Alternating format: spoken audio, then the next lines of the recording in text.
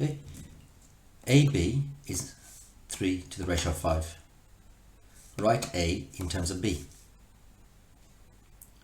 So basically it's got to look like this. A is equal to B something something.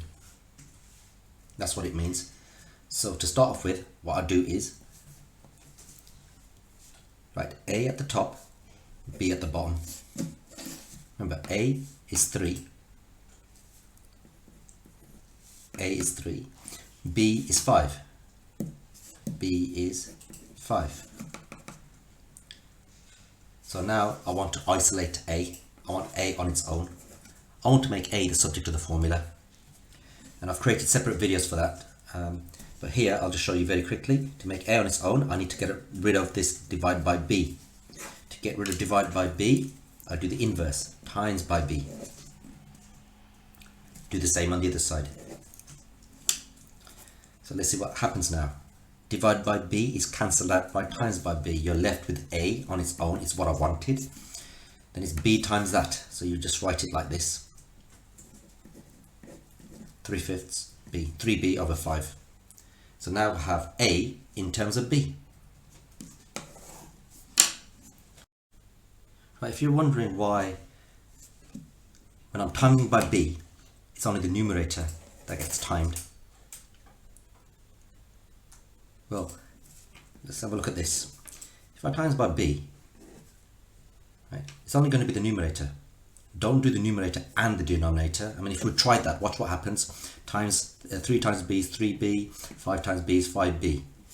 And the B's cancel, you're left with 3/5.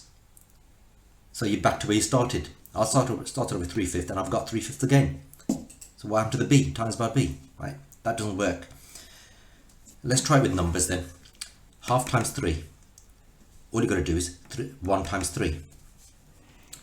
It's 3, and then just copy the denominator across. 3 over 2. 3 divided by 2 is 1.5. Right? We know half times 3 is 3 lots of halves. That's a half, another half, another half. 3 lots of halves. That's half. That's 1. That's 1.5. Which we know is 1.5. There. But what if we've done this? This is a mistake. So if I've done times by 3, I'm not expecting to do this, so don't do this. 1 times 3 is 3, 2 times 3 is 6. Isn't 3 out of 6, 3 over 6, the same as a half? Look, I'm back to where I started. Right, so when you multiply by a number, it's the numerator that's multiplied. Right, if you've seen my fraction videos, multiplying fractions, let's say I do this. Right, I can change that into a fraction. 3 is the same as 3 over 1. So all you're going to do then is 1 times 3 is 3, 2 times 1 is 2, 3 over 2. Right, so half times 3 is 3 over 2. Half times 3 is 3 over 2, and there you go, half times 3 is also 3 over 2.